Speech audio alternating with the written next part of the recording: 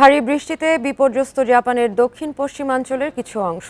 টানা বৃষ্টির কারণে বন্যা ও ভূমিধসে একজনের মৃত্যু হয়েছে, নিখোঁজ রয়েছে 12 জন।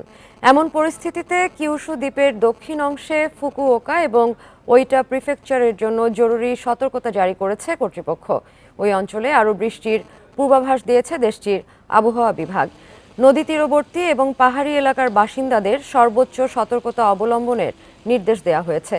ফুকুওকা এবং ওইটাতে 4,20,000-এর বেশি মানুষের জীবন হুমকিতে রয়েছে। ঝুঁকিপূর্ণ এলাকায় 17 লাখেরও বেশি বাসিন্দাকে নিরাপদে থাকার পরামর্শ দেওয়া হয়েছে।